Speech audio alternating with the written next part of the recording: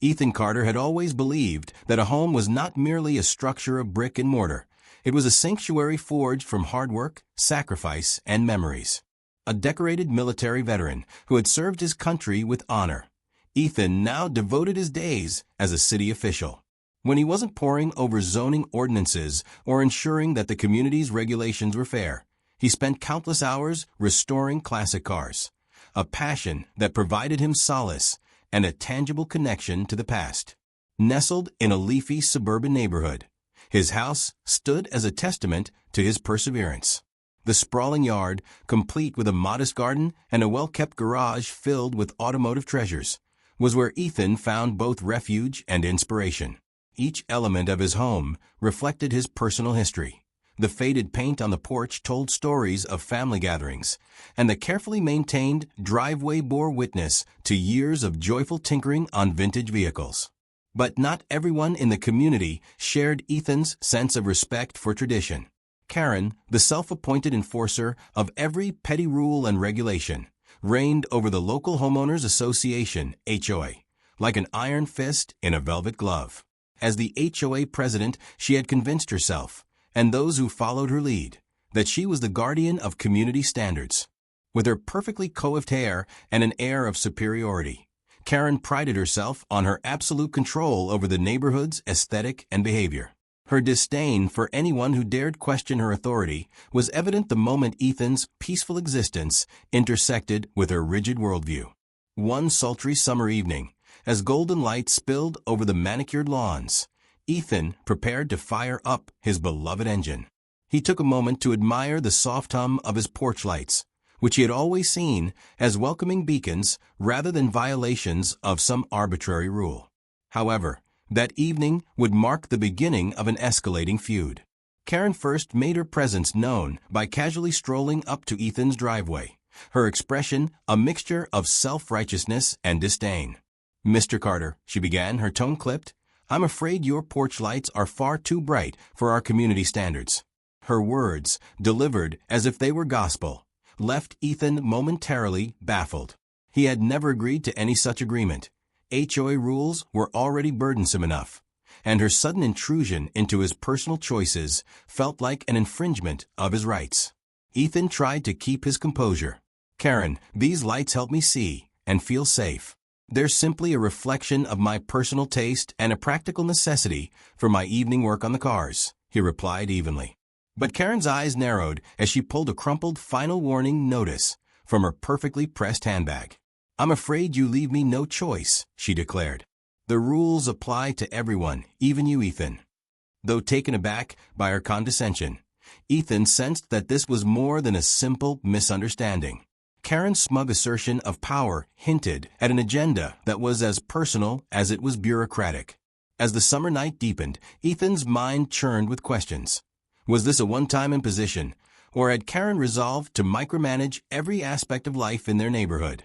Even as he retreated back inside, the encounter gnawed at him. His home, the place where every nail and board carried the weight of his past sacrifices, was now a battleground for an overzealous enforcer.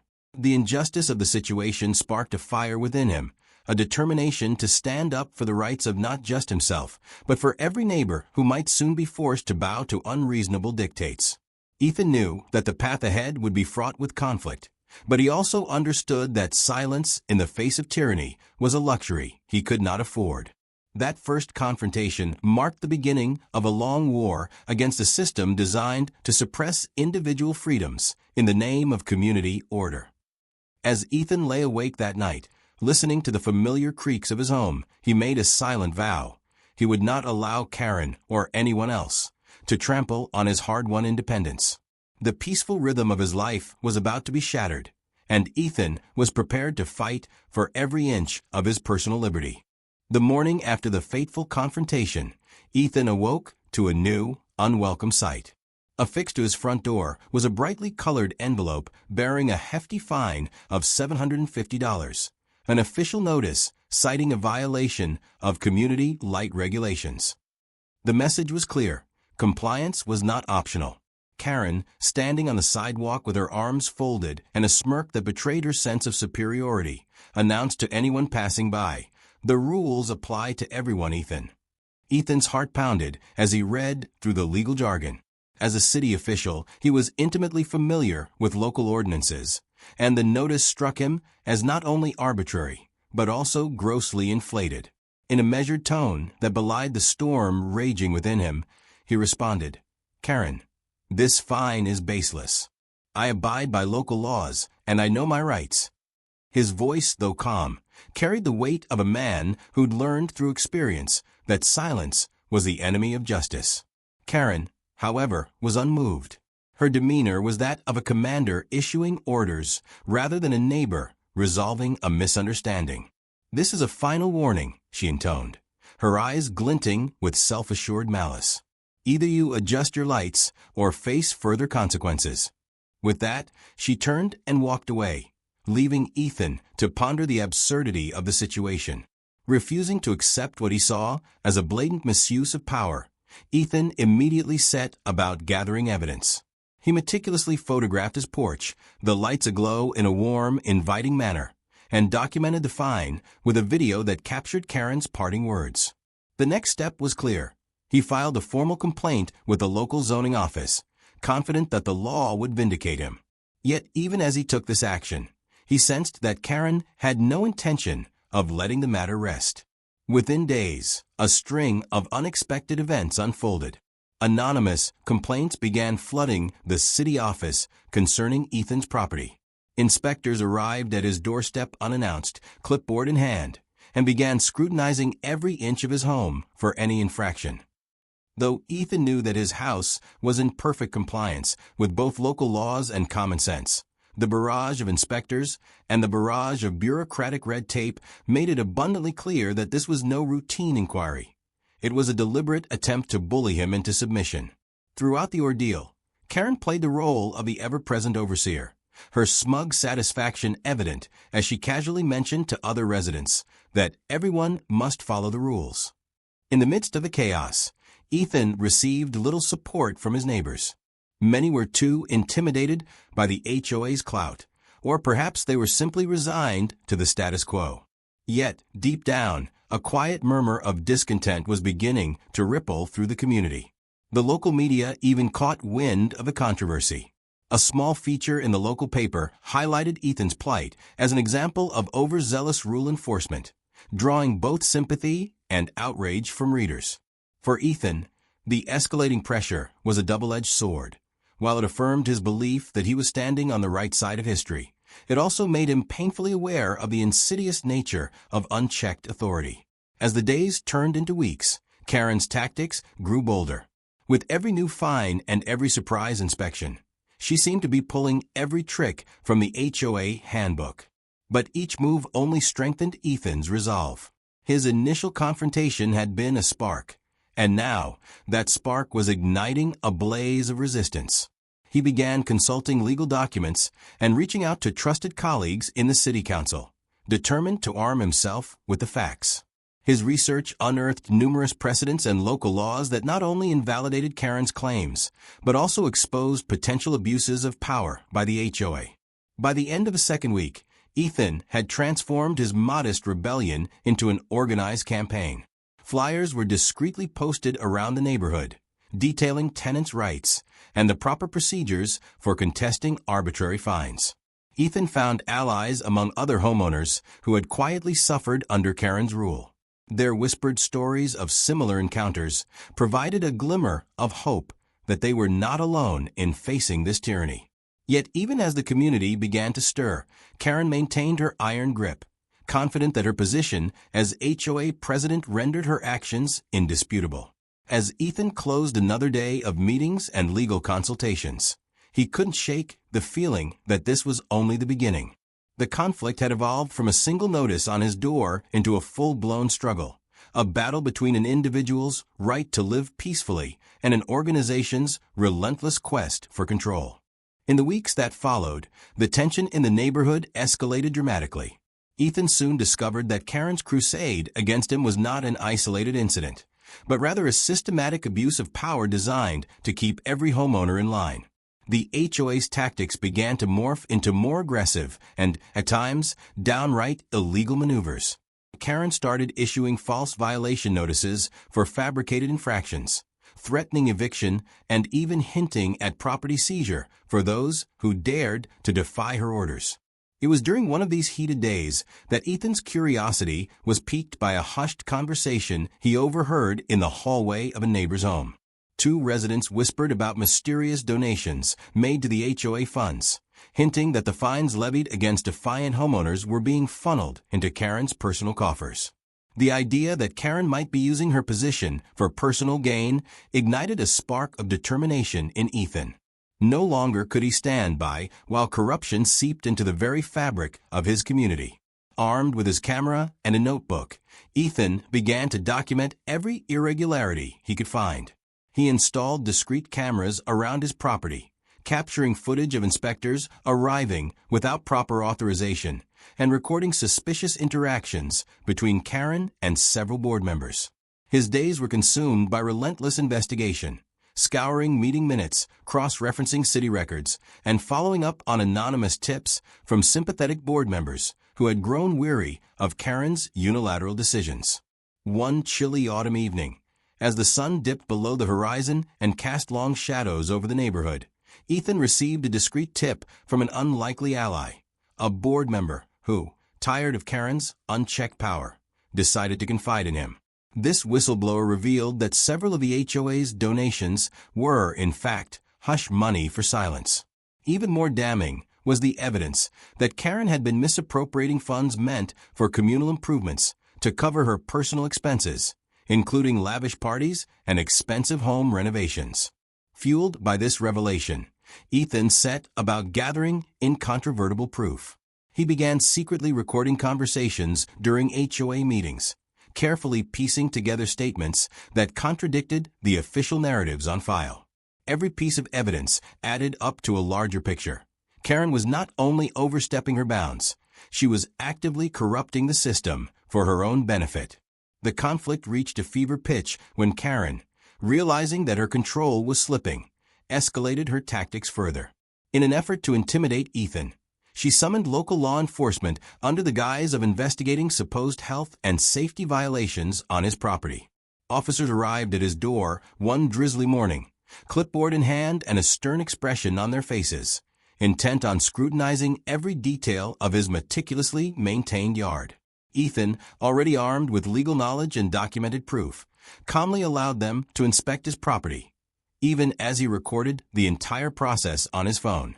As Kerren watched from a distance, her expression was one of barely concealed panic. For the first time, the invincible facade began to crack. Whispers of dissent grew louder among the board members, some of whom began questioning her increasingly erratic decisions.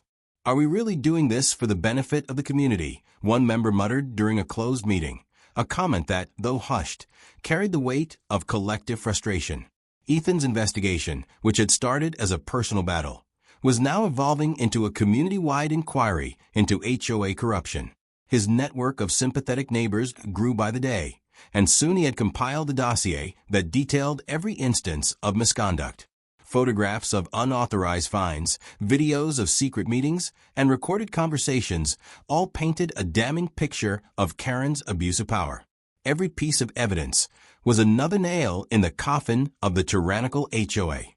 In the midst of the chaos, Ethan found himself becoming a reluctant leader. Homeowners began gathering at his house to discuss their own grievances and plan collective action. Late-night strategy sessions replaced solitary evenings. Each neighbor, emboldened by Ethan's determination, shared stories of unjust fines, threats of eviction, and the oppressive atmosphere that had transformed their once friendly community into a dictatorship of regulations. Despite the mounting evidence against her, Kerren remained defiant. With a sneer that suggested she was playing a long game, she vowed to set things right, a promise that only served to galvanize Ethan and his allies further. The stage was set for a confrontation that would force the HOA's hidden corruption into the glaring light of day. In a move that would forever alter the balance of power in the neighborhood, Kerren decided to take an extreme step. One crisp morning, as Ethan sipped his coffee on the porch he had fought so hard to protect, he was greeted by a sight that seemed lifted straight from a nightmare. Heavy machinery rumbled at the edge of his property, and before he could even comprehend the intrusion, workers began digging up his driveway. Kerren's voice crackled over a loudspeaker from a utility truck parked nearby. "We are expanding the sidewalks to better serve the community." For Ethan, this was the last straw.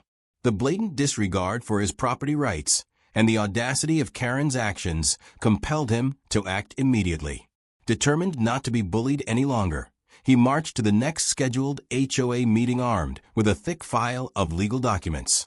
Every page of the file was meticulously annotated with references to local laws and evidence gathered over weeks. The meeting hall, usually a bland setting for routine discussions, was transformed that day into an arena for accountability. As Ethan entered the room, a hush fell over the assembled board members and community residents. He stood before them, calm but resolute, and began to lay out the evidence of the HOA's overreach. With his documents in hand, he detailed the unauthorized work on his driveway, the false claims regarding community improvements, and the mounting evidence of financial corruption within the HOA funds. His voice, steady and unwavering, cut through the tension like a clarion call for justice. At first, Kerren attempted to dismiss Ethan's claims with feigned indignation.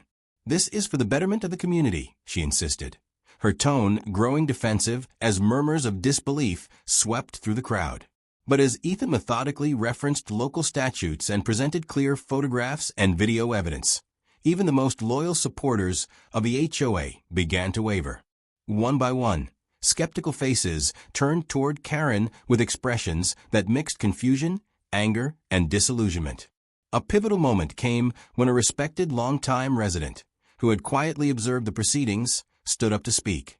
"I've lived here for over 30 years, the resident declared, "and I have never seen our community treated like this. We deserve better than a regime of fines and intimidation." His words resonated with many, and the mood in the room shifted from guarded deference to outright hostility toward the HOA's leadership.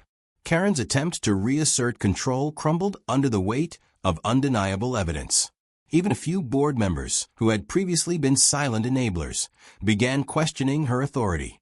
The meeting turned into a battleground of ideals. On one side stood the oppressive tradition of blind rule enforcement, and on the other, a community demanding fairness and accountability. Outside the meeting hall, a growing number of neighbors gathered, their voices raised in protest. Social media posts captured the drama, and soon the entire neighborhood was abuzz with news of Kerren's latest misdeeds. Ethan's file of evidence, once a secret weapon, was now a public testament to the corruption that had plagued the HOA. The tide was turning, and every piece of documentation was a battle cry for the community's right to self-determination. Despite the overwhelming opposition, Kerren refused to back down. In a final act of desperation, she threatened to call the police if anyone dared to continue questioning the HOA's authority. But the threat fell flat. The public's trust in her leadership had eroded to the point of irrelevance, and now it was clear that the community was united behind Ethan's stand for justice. With the meeting ending in a mixture of cheers and determined resolve, Ethan realized that the battle had entered a new phase. He had exposed not only Kerren's tyrannical overreach, but also the rot at the core of the HOA's operations. The community, now awakened to the abuse of power that had been allowed to fester, was ready to take the fight to the next level. In that charged atmosphere, Ethan knew that his personal war had evolved into a collective struggle, a fight for fairness, transparency, and the inalienable right to live peacefully in one's own home. Cornered and desperate, Kerren resorted to tactics that bordered on the absurd and the illegal. One brisk morning, she dialed 911, claiming that Ethan's porch lights were causing a public disturbance and threatening to disrupt the neighborhood's peace. As police cruisers pulled up in a flurry outside his home, Ethan calmly approached the officers, displaying his city official badge. The irony was palpable. A self-proclaimed enforcer of community standards now found herself on the receiving end of law enforcement scrutiny. The officers, initially there to investigate a complaint that seemed patently absurd, soon discovered a series of discrepancies. Ethan's well-documented record and the clear evidence he provided quickly turned the situation on its head. The police, recognizing the overreach, began questioning Kerren's complaint rather than Ethan's conduct. The tables had turned dramatically. Kerren, unwilling to admit defeat, refused to accept the legitimacy of the investigation. Instead, she escalated by hiring a private investigator, a shadowy figure meant to dig up dirt on Ethan and discredit him. But Kerren's plan backfired spectacularly when Ethan, ever vigilant, caught the investigator red-handed. Security footage from Ethan's newly installed cameras captured the investigator sneaking into his garage, rummaging through personal belongings. The evidence was clear, and there was no plausible excuse for such blatant trespassing. At the next HOA meeting, now a charged forum for community accountability, Ethan took center stage. With the footage projected for all to see, the room erupted in shock and disbelief. Neighbors gasped as they witnessed the investigator's misdeeds, and even the most skeptical board members could no longer hide their dismay. Kerren's carefully constructed facade began to crumble under the weight of incontrovertible evidence. As the meeting progressed, Ethan methodically laid out a timeline of Kerren's increasingly desperate measures. From the dubious fines to the unlawful summons of law enforcement, every action was presented as part of a pattern of abuse. Today, Ethan declared firmly, "We are not merely challenging an individual. We are standing against a system that seeks to suppress our rights and our voices." His words resonated deeply, striking a chord with homeowners who had long suffered in silence. In one particularly damning moment, Ethan recounted the day he discovered that Kerren had forged several documents to back up her baseless claims. The forged signatures and manipulated records were presented alongside genuine documents, leaving no doubt that Kerren was willing to break the law in order to maintain her grip on power. The assembled crowd murmured in disbelief, their loyalty to the once intimidating HOA now shattered. Kerren's response was to lash out verbally, accusing Ethan of spreading lies and betraying the community. But even as she ranted, the tide of public opinion had irrevocably turned. The neighborhood's collective trust in her had evaporated, replaced by a determined demand for justice and reform.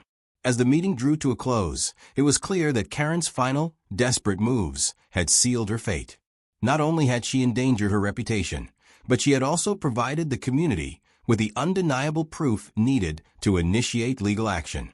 Ethan, once a lone voice of reason, had now become the spearhead of a broader movement against tyranny. The fallout was immediate. Several board members, emboldened by Ethan's revelations, distanced themselves from Kerren's reckless behavior. The seeds of a full-scale legal challenge were sown that very day, as homeowners prepared to file a class action lawsuit against the HOA.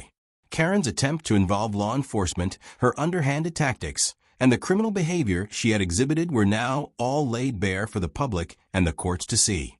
In that charged moment, as the community rallied behind Ethan's call for accountability, Kerren's days of unchecked power were clearly numbered. The evidence, the public outcry, and the impending legal action signified the collapse of her reign. With every damning revelation, Ethan inched closer to achieving what he had set out to do from the very start: to protect his home, his rights, and the dignity of every resident in his community. The revolution that had been quietly simmering finally burst into full force. The community, now fully awakened to the abuses of the HOA, began to mobilize like never before. Meetings were held in living rooms, backyards, and local coffee shops, where residents pored over Ethan's evidence and planned their collective response. It wasn't long before the atmosphere of fear and intimidation that had long reigned in the neighborhood gave way to one of empowerment and unity. The tide turned unmistakably when a special meeting was convened by a coalition of disgruntled homeowners. The meeting, held in the community center, was a turning point. One by one, long-suffering residents stepped forward with their own stories of harassment and extortion. The accounts of arbitrary fines, invasive inspections, and threats of eviction painted a damning portrait of an HOA that had long strayed from its original purpose of serving the community's best interests.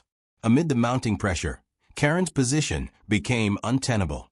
In a dramatic vote that was streamed live online and witnessed by hundreds of affected neighbors, the community unanimously ousted her from the HOA board. The removal was not just symbolic, it was a catalyst for a cascade of legal and administrative actions that would bring the entire organization to its knees. Within days, local authorities initiated a full-scale investigation into the HOA's practices.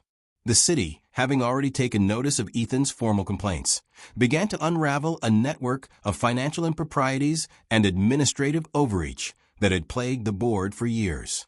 Fines were levied, and several board members found themselves embroiled in legal battles. The corruption that Kerren had so carefully concealed was now a matter of public record. Kerren, once the indomitable figure at the center of the HOA's iron-fisted rule, was forced into an ignominious retreat. With mounting evidence against her, she was compelled to resign from all positions of authority. In a matter of days, her carefully cultivated image of power dissolved into public humiliation. The neighborhood, which had once feared her every whim, now celebrated her downfall with a fervor that bordered on poetic justice.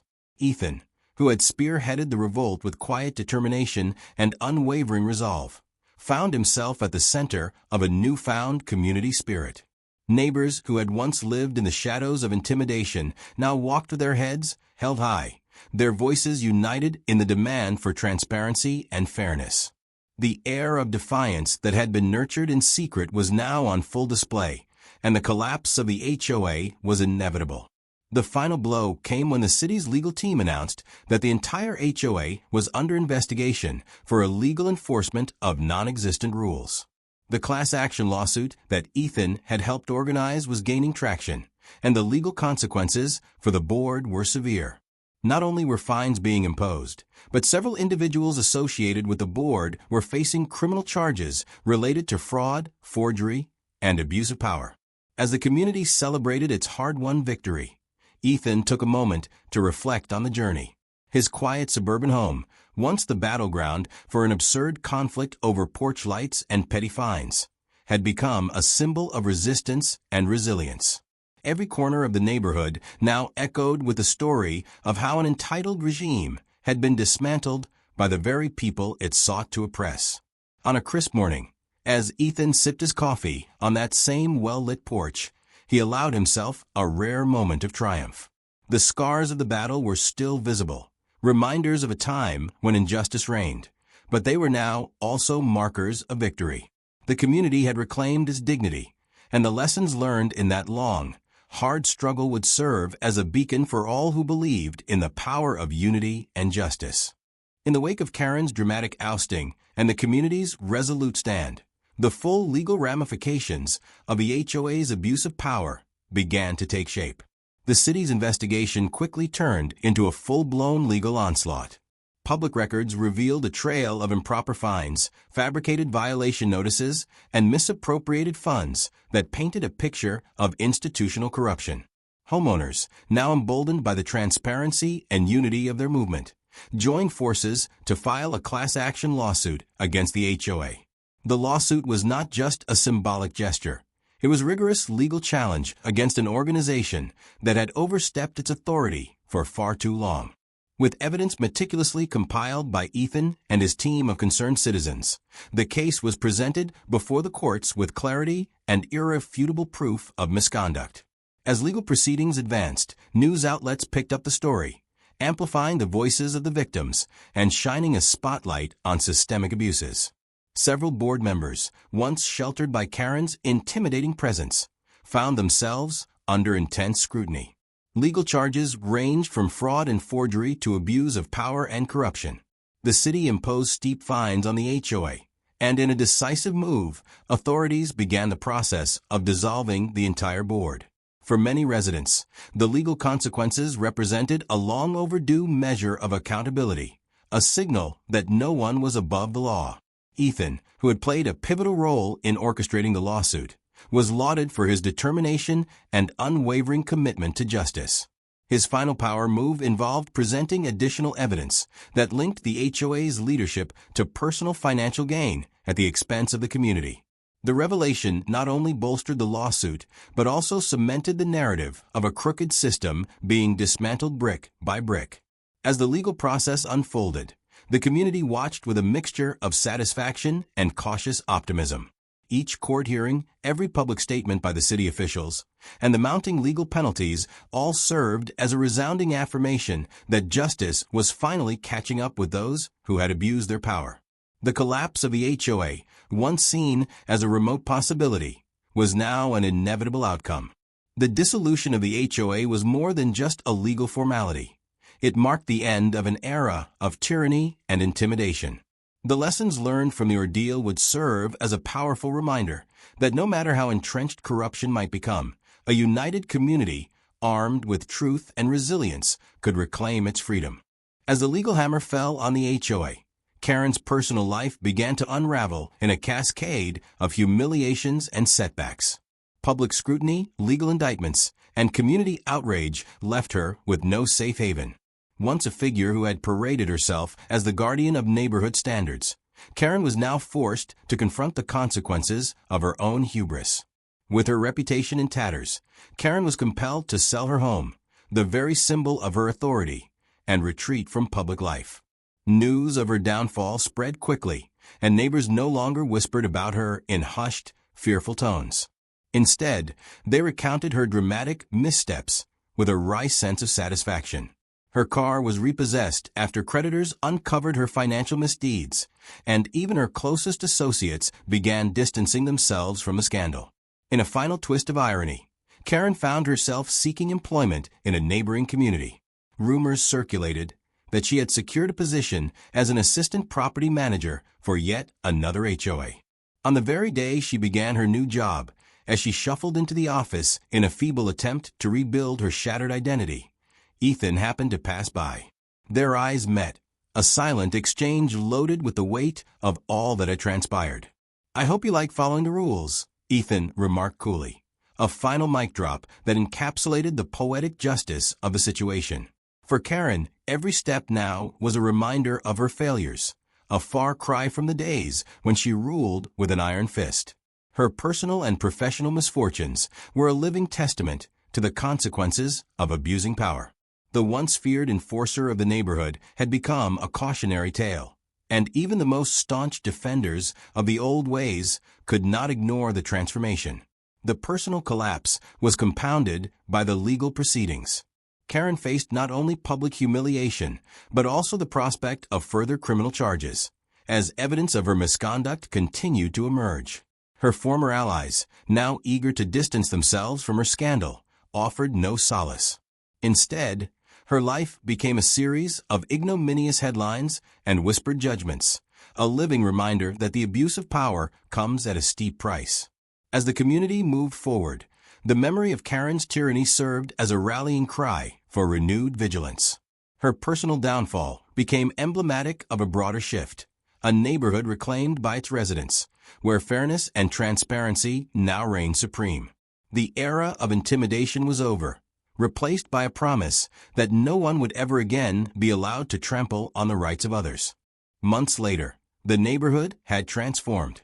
The air was lighter, conversations were warmer, and the once oppressive rules of the HOA had been replaced by a spirit of collaboration and mutual respect. Ethan's porch, still illuminated by those welcoming lights, had become a symbol of resilience and hard-won freedom. Neighbors now gathered regularly, sharing stories, laughter, and the simple joys of community life that had been stifled for so long. The scars of the past were visible only in the lessons learned, and every resident had a renewed sense of ownership over their home and their future. One cool autumn afternoon, as Ethan relaxed in his favorite rocking chair on the porch, a young neighbor approached with a mischievous smile and a folded piece of paper. "Ethan," the neighbor teased, "I found this little notice on your door. Looks like someone's still trying to enforce outdated rules." Ethan chuckled softly and with a knowing glint in his eye replied, "They really tried." In that light-hearted exchange lay the final mic drop, a reminder that while the battle had been long and fraught with adversity, justice had prevailed.